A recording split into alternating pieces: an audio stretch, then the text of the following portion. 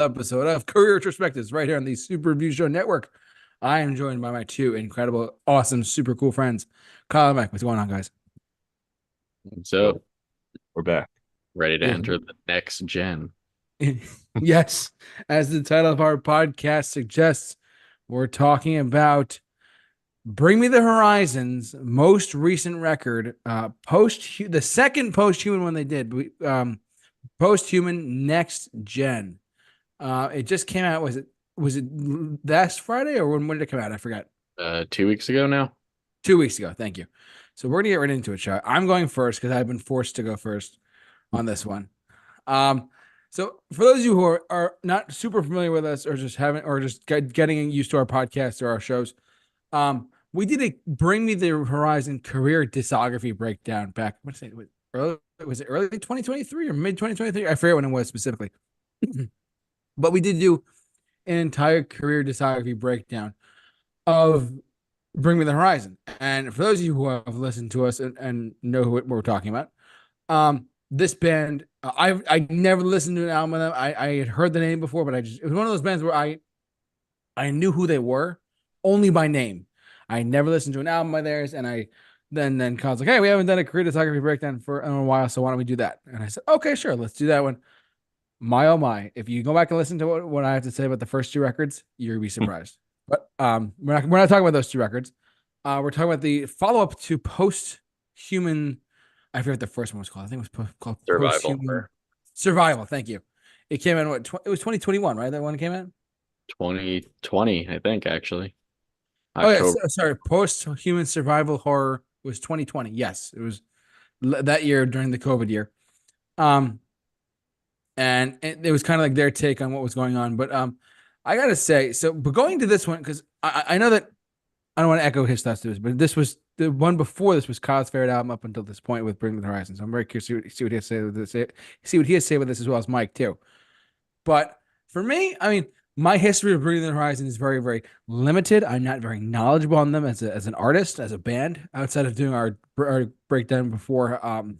I figured out myself what I said was the number one, but there were some things I enjoyed about this record. There were some things I found very trippy and, for lack of a better word, with this record, in certain aspects. But I'll get to it really quick. But anyways, I'm gonna just go into the track listing really quick. There is plenty of tracks here to go around, and I don't want to echo this too much, but it is just to me, this is a very rocky road type of album. It's just who's not someone who's not familiar with this style of rock music. There's a lot of writers on here. There's a lot of music on these. A lot of different. More on the Wikipedia page. If you just look up the most recent album, Next Gen, on Wikipedia, you'll see what we're talking about. It's crazy, but you start off with the little 19-second introduction of Dream Seeker. It's a nice introduction. I can't really rate it, but it's kind of it's just the mood for the album, if you will. Utopia. At first I was like, the moment the album kicked in, I was like, all right, I kind of knew what I was getting into because of our career discography breakdown with Bring Me the Horizon and the past and their past records. Their previous album, the horror survival one. I probably mixed that up by accident, but forgive me. The previous record was, I thought was very good, but I didn't go back to it that often. It just wasn't my style. And mind you, when we're recording our show, and we always look at the Wikipedia page of our to help out our track listing here. But if you go on Spotify, you look up I don't want to echo this too much, but if you go on Spotify and you look up the track listing in its font, it is so trippy. It is so just like it gives me a headache by looking at it. By looking at the actual like text font choices. That stuff just bothers me when like stuff is misspelled, or it's like the capital L, lowercase I, lowercase this, capital this. It's like, do you need help? Like, are you grammatically okay? Like, it just gets me confused. But nonetheless, though, let me go down the track. It's just I wanted to just echo that before I say anything else. Utopia. I'm saying about a 5, maybe a 6 out of 10 for this one.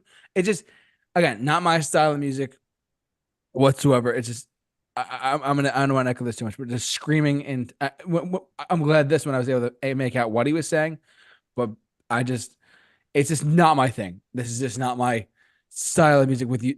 So we kick off with Utopia. Kool-Aid kicks in later, and Kool-Aid is just like it's just a lot of I don't want to I'm gonna scream at this, but like a lot of these songs are just similar sounding songs. Until you get to the end of the record, I'll get to that in a second. But like Kool-Aid, sitting about a 5 out of 10. It's kind of very mid for me. It's nothing very special for this one. Um, and then when I was looking at this, when I was driving home and from work today, and I was looking at the track listing for top 10 statues that top 10 statues that cried blood, I was just looking at the text font and getting a headache from how trippy this lettering is. I'm sorry. And it's nothing against, modern artists doing different things. It's just my thing is it's just it it looks weird. It just looks weird. And I'm not saying it's a bad thing. I'm just saying it doesn't really like it's just trippy. I'm sorry. The top 10 statues that cried blood. I'm saying about like a 4 out of 10 for this one. There's nothing too. Again, I'm going to echo this probably the whole album, truthfully. Limousine featuring Aurora. Not familiar with Aurora at all.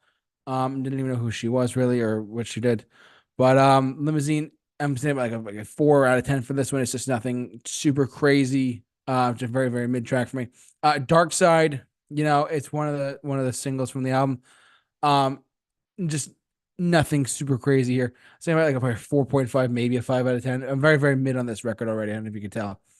A bullet with my name on it. I just got bored at this point. I'm gonna be brutally honest with you guys. I just got bored at this point. And the Under Oath feature didn't really add anything to it. I've never even heard of Under Oath. I just never was not sure where what they were or whatever. So it's just the feature didn't really do much for me. Like I said, it's like a 4.5 or a 5 out of 10 on that one. Then this is where we get really, really trippy, guys. I'm sorry. But OST spiritual, with the weird parentheses thrown in here. This is like a weird, trippy thing just to look at. Like it just was weird.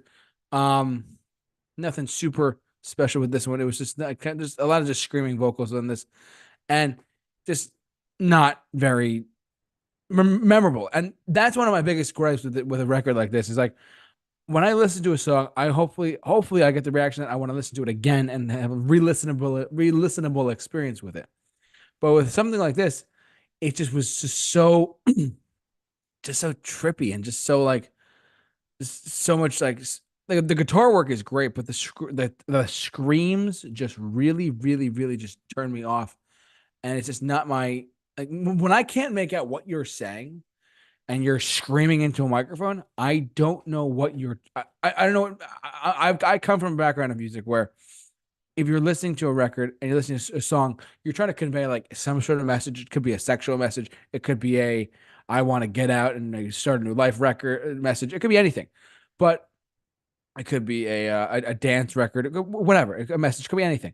But when you just scream into a microphone, it just doesn't add up to me, and I can't understand what you're saying, and I don't know what kind of message you're trying to convey. That's my biggest problem with that's why I said Bring Me the Horizon's first two records just did not work for me. But NA, we get down to NA.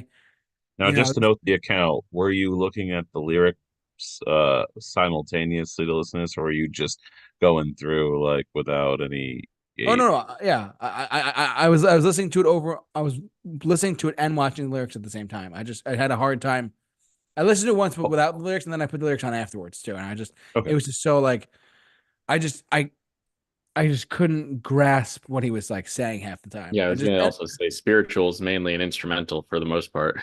thank you. Yeah, sorry. It was just trippy. It was a weird, weird trippy ride home today. Let's put it that way. Sorry. NA, nothing special here. Let's say about a 3 out of 10 for this one. Lost. Um, just again, more of the same. Strangers. I'm gonna kind of clump these all together here for a second, but like strangers, strangers and lost can kind of go together. So they're both like about 4 out of 10 for me, maybe a 3.5 out of 10 for me. Then this weird remix comes out of nowhere for Rip. I just was not sure what the hell it was, and I was like, "What is just?" There's a remix, a random remix in the middle of a Bring Me the Horizon record. I get that you want to diversify yourself and make yourself be like a little more like change up, but I just at this point I just every time I got to this track I just started skipping it because I mean if you're I get that you're a bring me the I get that you're bringing me the horizon. I get that you're a band. I get that you're a hard rock band or metal band or metalcore, whatever. But throwing a remix like this in the middle of your record just really just threw me off, for lack of a better word. Um, Amen featuring Little Uzi. Um, I just could not. At this point, I was like, I just kind of gave up. At this point, I was so close to being like, I just can't finish this record. And I said this like at least 4 or 5 times over listening to this record. Amen, like a 3 out of 10, and then the rest of the record just kind of peters off from here. Like I just like OST pussy. Yes, it's spelled that way. Pusse. It's just trippy lyric, trippy spelling. I don't even know what the hell to say anymore. And then as soon as we get to Die For You and Dig It, I was just like, I need to just stop. I just like it, this overall though, and these last 2 tracks are just like by like 3 or 4s out of 10. I'm sorry. If it's your thing, great.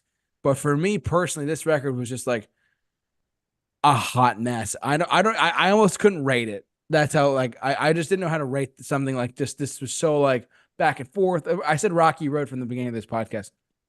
It's just so like, oh my, how to put this? It's just so like just not.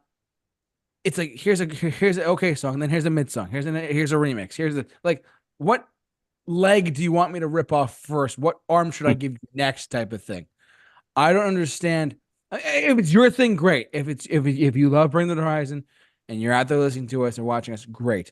That's awesome. I support you 100%. But for someone like me who has appreciation for music to somewhat of any given extent, this is just my personal like taste, and it's not my. It's just something that's just so like out of complete left field for me to even try to listen to. I mean, I don't hate if you go back and listen to our career discography breakdown of what we did for that for this band, but there was just so much like here's a track, here's a low track, it was just up and down, left and right, a hot mess. I'm sitting about a 2.5 out of 10 for this one. It was just so hard to get through each track one by one, let alone like if I can take at least one track off of an album and put it into a playlist, that's great. I did that with a couple of the songs from previous record. Like I threw like a couple songs up, like I forget what record it was, but I could like some of their best songs up into like a summer playlist and whatever. But this one I just would not go back to. It was just very like so like my thing is if you're not a fan of it already, it's gonna be very hard. And you want to get into Bring Me the Horizon, this is a very hard one just to dive right into. Like it was just such a hard thing to just dive straight into, like with into the kind of like the deep end of the pool, if you will. It was just so difficult to understand so much. So I'm thinking about a 2.5 out of 10 for this one. Just and like it's not that I hate Bring Me the Horizon. There's some things I do like by them quite a bit. It's just for this one, it's very, very like off the beaten path, like left and right, very, very just all over the place. Kind of a hot mess for that for me personally. But I know I'm going to be roasted in about 5 seconds by Kyle saying something. So Kyle, what do you got? I think we listened to two very different albums. I don't think we listened to the same albums at all, JT. You listened to the right one, right? You listened to Next Gen. I listened to Next Gen, correct? Okay. Because this was an extremely consistent album, I thought. This was consistent for almost the entire runtime, man. I mean, the transitions between the tracks on here, this was masterfully done. This was a concept album through and through. I mean, starting off with that first track, the little intro there, really setting the stage for like we're gonna expect, like the electronics and all that. This album at its core is really not so much a metalcore record as it is a hyper pop infused emo, like 2000s emo with hints of metalcore here and there. Pretty well done throughout. I mean, I'll get to it, but I think it's a little bit backloaded. I do think that I do agree. The one thing in JT's review there that I'll agree with is I do think it does sound a little bit the same for the first few tracks. I mean, Utopia, I don't think this is the best like opener after that intro. It does have like that classic like 2000s emo sound going on. Has that massive Bring Me the Horizon chorus. That's one thing you're going to get through pretty much every song here. Is every song is made to be sung along to with an arena. A lot of the song just feels kind of like a vehicle to get to that chorus when it's not at that. So I mean, overall, it's like a 7. It's a great song. It's good, but it just doesn't. That chorus is really what elevates it. You go to Kool-Aid, and this is one that actually grew on me. This is like the last single before the actual album came out. And at first, I wasn't into this. I think me and Mike had talked about this one before, and I just wasn't really into it. It's probably about like a 5 at the time. And just the more I listened to it when the album came out, I think I just needed to give it more of a shot. Maybe it's the context of the album. I don't really know, but this one came up to an 8 for me. I actually really liked this one. It's one of the more classic Bring Me the Horizon songs on the record. The guitar solo on this was a really nice touch. It was very reminiscent of their old days. I just wish it went on for a little bit longer. Chorus, again, absolutely massive. Then you get to my first 10 out of 10 of this album was Top 10 Statues That Cried Blood. Uh, that intro is awesome. I love that. I'm sure Mike's gonna come along and be like, that was trash. But that little intro with the little electronic voice saying okay and then just kicking into it, that is awesome. This is so much fun. The chorus again kicks ass. The breakdown on this is one of my favorites on the album. Really like glitchy, throwing in like the electronic effects in there. Incredibly well done on that. I mean, this is one of the ones that Jordan Fish had a hand in before he left the band or was kicked out of the band, however you want to look at it. I guess the verdict is still out on that. Seems more like he was kicked out, but he had a hand in a few of the songs here, and his influence is definitely noticeable on this one. This was a 10 out of 10. That absolutely incredible. And you go to one that stands out on the album, not in the best way for me. It's still a good song, Limousine. At first I really wasn't into this one. This one was sitting at like a 3 or a 4 at first for me. Uh, Found its way ending up at a 7. I think it just really took me through a loop the first couple times.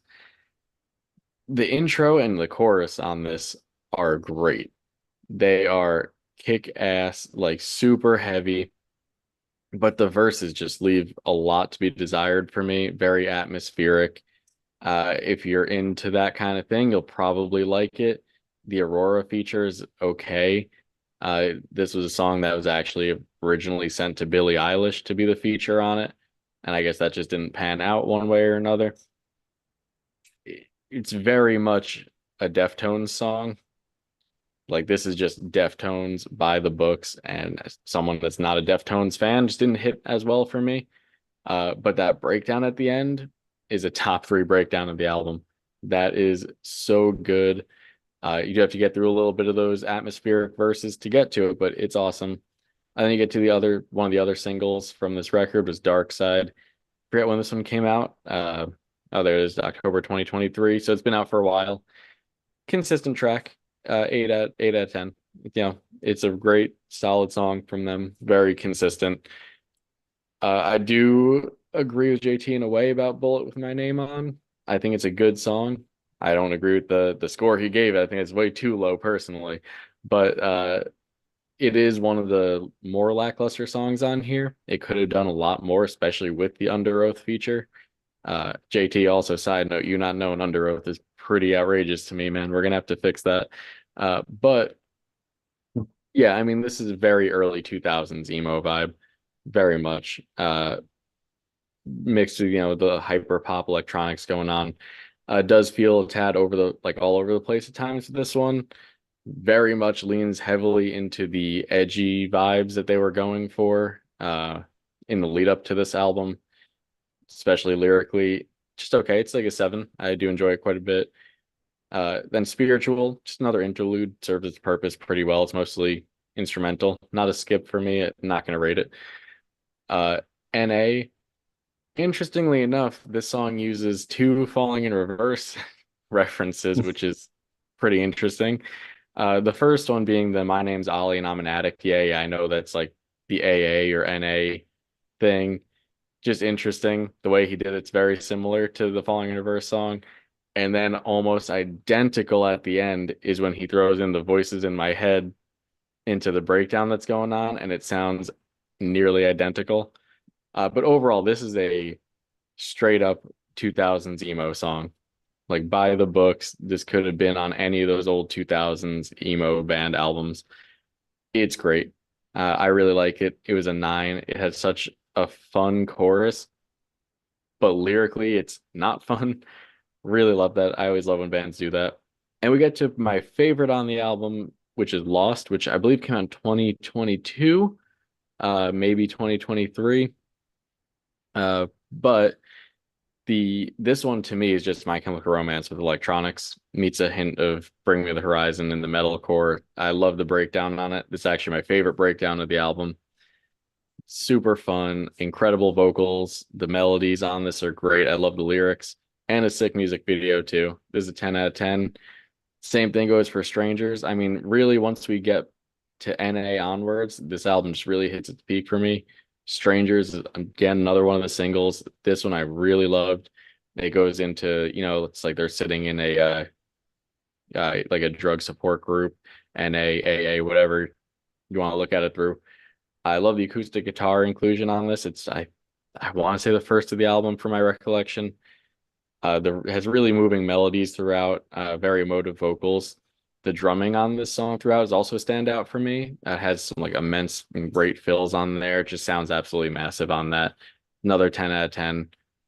Then we get to something that really surprised me that I liked it so much in RIP, which is not actually a remix. They just titled it that way. It's not a remix of anything, but it's an incredibly unique sounding song that I can't say I've heard many songs like this before in the past, in that it is at its heart an EDM track, but with metalcore instrumentation over it. Like that part that should be like a bass drop, where it's actually just the double bass on the drums on there. It's done very well. It's incredibly upbeat. I really love this one. This is actually a 10 out of 10, which really surprised me. And then you go to Amen, which another one that grew on me, believe it or not. As much as I should have liked this one when it first came out, I think they tweaked the production on it on the album version a bit because the original version was so muddy that I could hardly tell what was going on at any given time. But this version definitely improved on that, which it's the same, performance, just the production changed up, maybe the mixing, whatever it is. Heaviest song of the album by far, like no contest on that. The Lil Uzi feature is great. The glass draw feature also really good. This is how I like features to be used, where they actually contribute. They don't just feel shoehorned in there, and I think this works great. Uh, then you go to the next interlude, which I actually do rate because this one actually feels more like a song than any of the other ones, and I love this one. This is a high energy percussion interlude, very reminiscent of the interludes from like Ouch from Amo, which that one, if you remember our breakdown on that, was one of my favorites from there. So this one took that and just raised it even more. Then Which song are you talking about? uh right now or from the last album? Right now. Oh, Pussy. I know JT Okay, so tries to yeah, keep it a sorry, I bit just lost track there, JT tries to keep Yeah. it a bit family friendly here, so JT blame Mike for that one. Uh and here's where the album kind of goes down for me a bit. Die for You, I do like this one. It's a 7 for me. I liked it a lot more when it came out all the way back in 2021. This is the first thing released from this album. But if we're gonna be honest, this is I know people like to point to Amo to be like the most pop that Bring Me the Horizon has ever been. I think this is it right here, this one track. This is just Justin Bieber style vocals, which he really does sound like 2016 era Justin Bieber, like Sorry and like Love Yourself. That era Bieber, very much present on the vocals here. The chorus is good, but while it's good, it's very overused, and the overusage doesn't really change it much either. It's just kind of the same thing every time. So it's a 7. It's good. I enjoy it. And then my least favorite of the album, which I think this might be an unpopular opinion to everyone, because this seems to be a fan favorite online from what I've seen. It doesn't dig it, just doesn't do much for me. I don't know. It's a cool intro. I really like the way it's kind of like bookending it on the like the little video game feeling intro. But then it just kind of has this slow trap beat through most of it, which I'm not into the beat. I'm not into what's going on vocally. it's cool how it builds into like a heavier thing at the end and slowly gets there. But then I feel like that just ends way quicker than I wanted it to. I was actually excited when I saw that I was only like halfway through the song and it was really kicking in and starting to get going.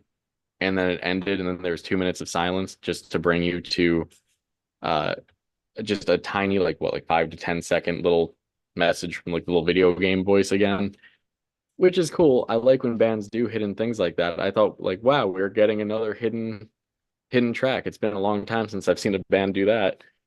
And then it was just a little outro voice that really could have just been at the end of the track. So that one sits at about a 5 for me. It's I agree pretty with you simple. completely. It's just It there. That is something an old school thing to do is to make us and what they would do on the original CD is there would Hmm. actually be a track that wasn't listed on the CD booklet.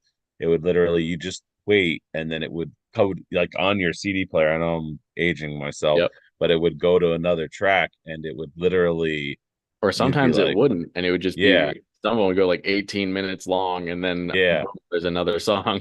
Right, and they'd hide stuff, like some screaming or some weird, like they're talking to each other in the studio about something and then calling each other names. I don't know Hmm. how many times I heard something like on an Offspring album like that, or like, there was just these hidden little tracks or something that was just playing around or having fun, Or even as which definitely is a recently throwback. as yeah, or even as recently as I guess not recent anymore, but the first Bless the Fall album with a Purple Dog being the hidden track. Hmm, Great. right. I wish they did a little more with that. It's just a cool little thing that they did. But yeah, I mean, so for me, I think this album is masterfully structured in terms of actual structure, songwriting, the way everything transitions into the next song. Even if you're not like a fan of those songs, it's very well done. Like production on this is top notch. It's a very unique sounding album overall that I don't think I've heard from any other band really. And that just goes to show again for what Bring Me the Horizon does. I mean, they're a band that they don't follow the trends. They really do set the trends in the genre half the time. I mean, Sempiternal is still an album being copied today.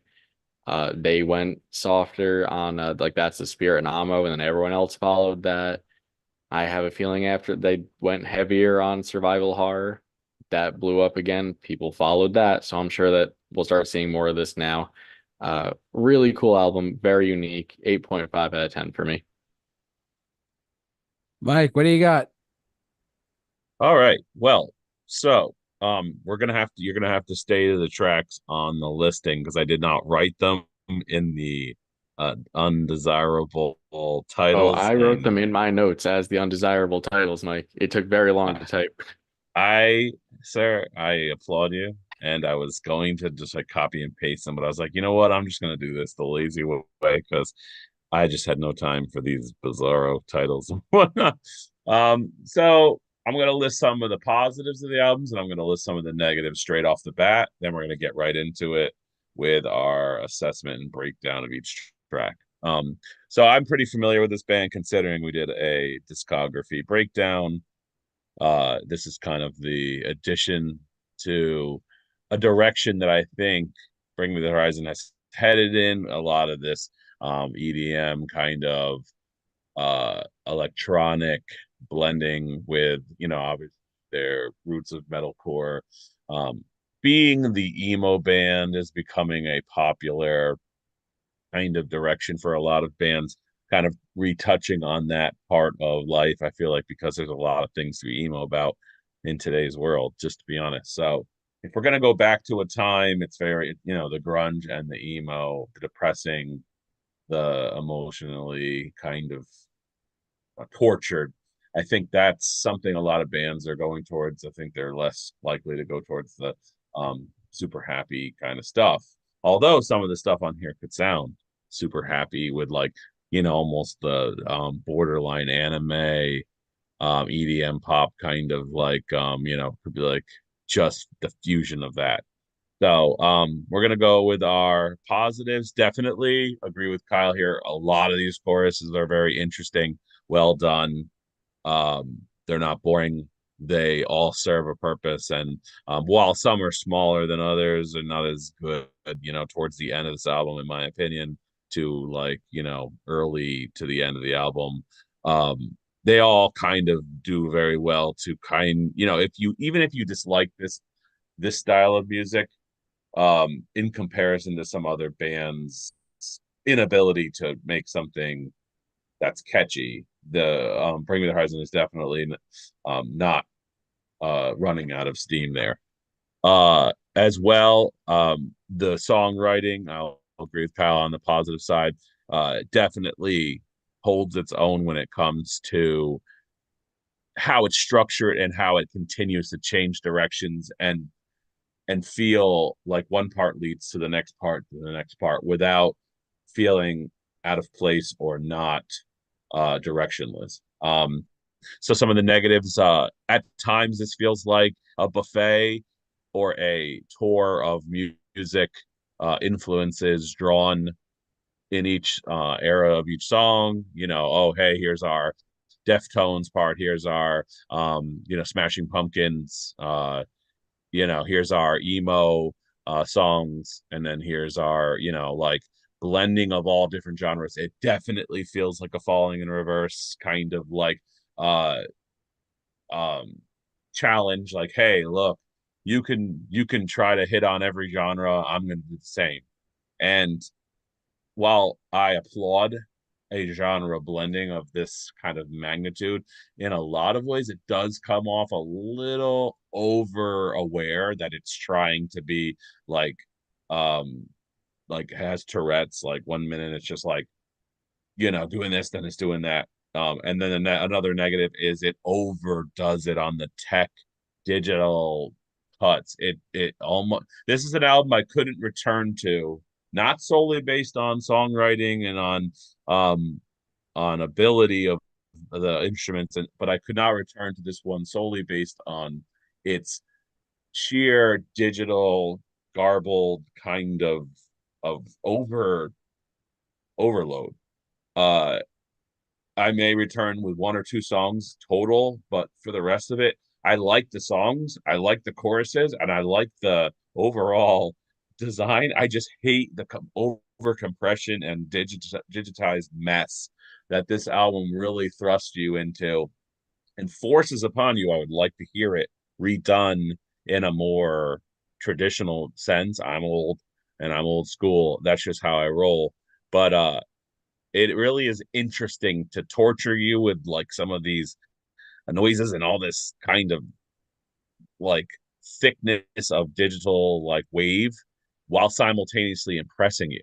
And I kind of hate that because it's just like, hey, are you impressed? Well, bam, I'm gonna punch you in the face with like a bunch of sounds of like stars and like um weird uh cuts and stuff. So let me get in this before I go on a 20 minute rant here.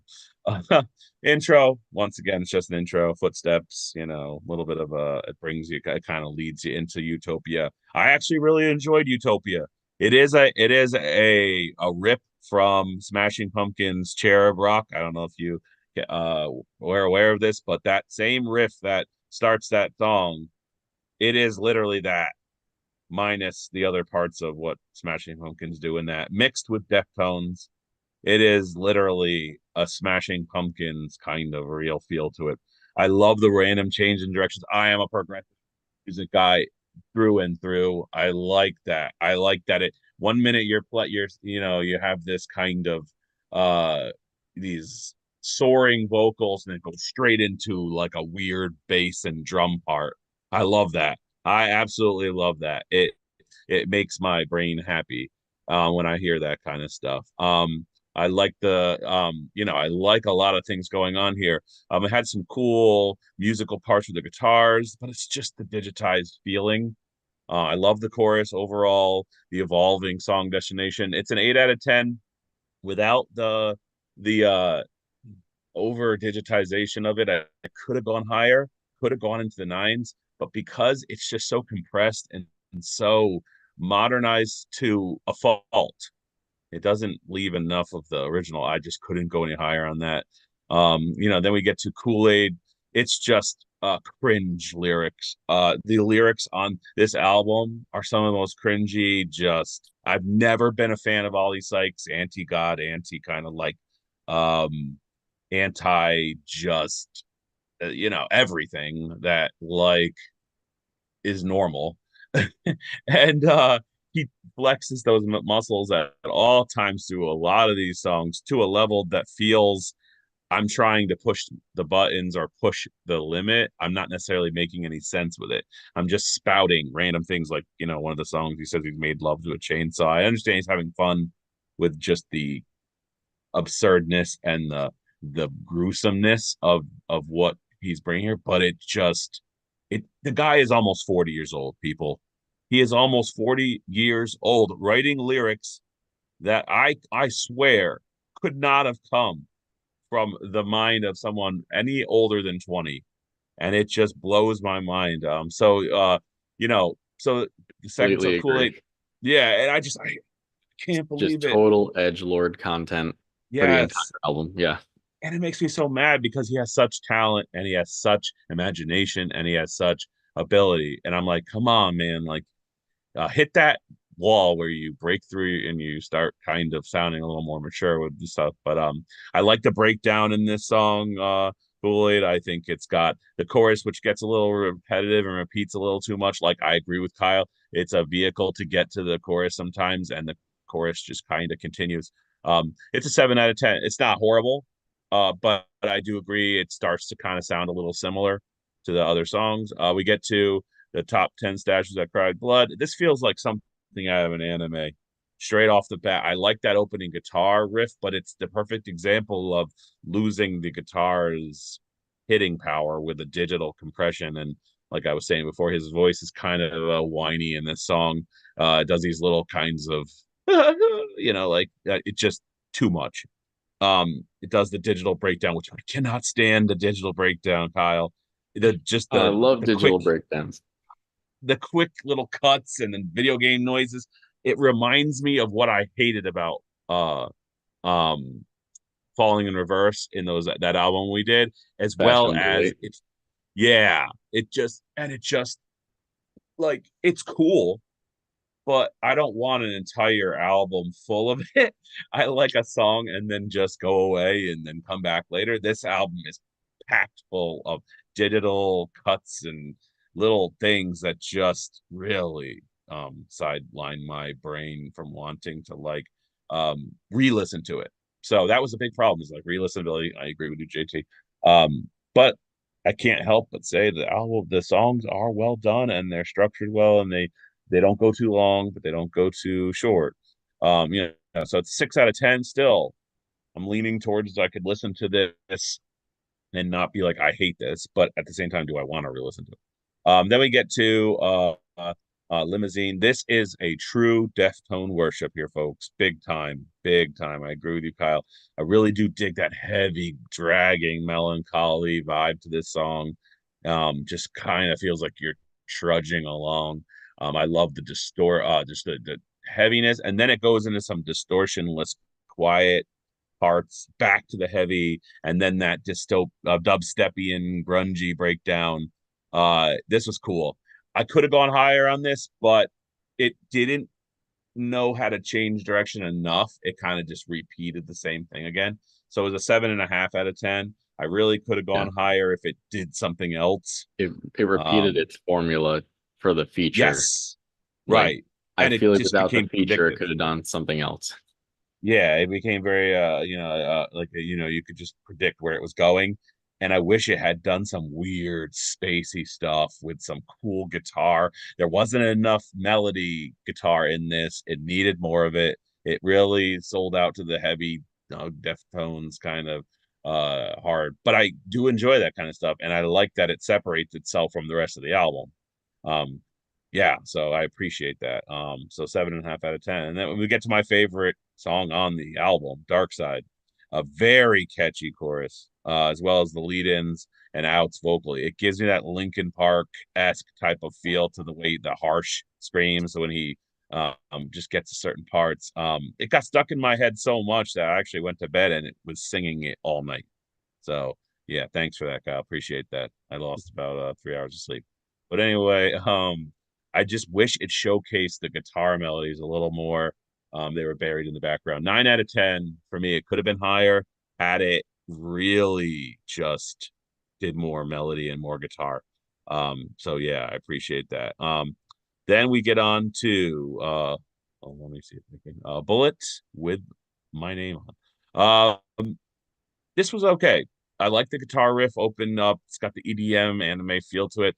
It just, I like the emo sound mixed in with the EDM rock, but the auto, the over auto tuned vocal, the augmented vocals, the distortions, uh, it got a great chorus, and it's really it just has that kind of emo feel to it. It kind of sounded similar to Top 10 Statue That Cried Blood, but still, I mean, it's a solid song, 7.5 out of 10. It's just the distortion and the over compression. It just really prevented a lot of these songs from being good in the ear. Then we get to the spiritual. I think this is just an instrumental, a change of pace hip hop break here, which I thought was cool. I actually gave it a 7 because I thought it was a nice little. I was driving when I was listening to this, and I liked that it gives you the experience while you're driving along. It kind of rehashed a previous melody. I think it rehashed the song before it, didn't it? I don't know. Maybe I'm wrong about that, but or another song that was previously played. It did it just kind of had it playing in the background, but I'm surprised you didn't mention this, Kyle. But we get to number 9, uh, NA. This is literally just it's like taking Green Day's Brain Stew. And here we go. Yeah, they actually do that in the song. They do They act. a lot of references to other bands throughout the whole album. Oh yeah, they do. But that stuff really makes me feel like they are kind of really being purposeful in the melodies. And then you start to pay attention to them and compare them, and you realize how similar they do other bands' melodies over top of their own. And while I'm okay with doing that, the whole album felt like a nod to many other bands, but in a way that felt like they were just really studying other music and kind of making a song alongside of that. And it just cheapened the complete independent attempt at making an album that has that vibe without nodding to it so many times. It really uh, uh it just the lyrics are terrible. It really could have been better. I like what they're going with here, and it did give a break from the rest of the album. Musically, the rest of the album has a much more faster and electronic feel. This feels like someone sitting by a campfire, kind of playing an acoustic guitar alongside everyone singing together. I like that, but it just has too many copies off of other music to a point where I just feel like it's a little cheap. 6.5 still. I could probably go to a 7 on that, but it just felt a little on the cheap side of the development of it.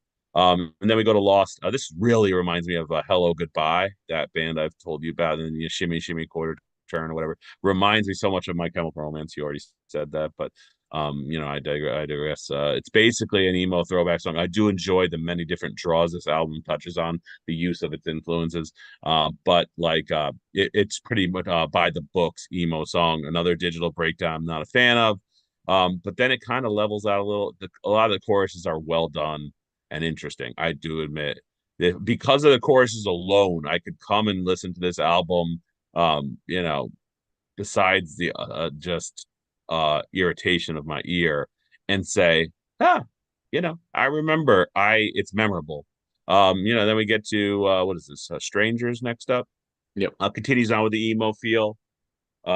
It's not bad, but my interest started to die a little bit here. It's kind of a straightforward, enjoyable song, but it's just nothing really like that. It kind of lost its experimental power at this point, I have to admit, and didn't really do anything that kind of was strange, which I like the strange stuff, like they did in the early on. So I disagree with you in the sense that this is backloaded. I think this is definitely I like the early on songs, and then it really kind of goes down a hill for me here. This is a 6.5 for that. Coming into the Rip Dustcore one. This is such a bubblegum poppy EDM feel to it.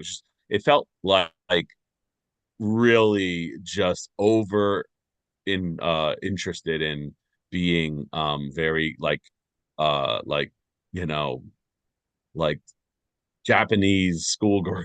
Like, you know what I mean? For a guy who's like his age, I just can't believe they're putting out songs that sound like this. It's bizarre. It's a five. Just definitely not my thing. And then we get to boy, Amen was just horrible, cringe. It's noisy, but not in a good way. The chorus is okay. It was just awful. It was a 4 out of 10 for me. And once again, lyrics are just wretched. We get to the end. What is this? Um, where did it go? Sorry, excuse me. The P.U.S.S.E for the rest of you. E, Mike. Dash E, excuse Yes. me. It's just noisy digital. Ugh. I just didn't even rate it. NA.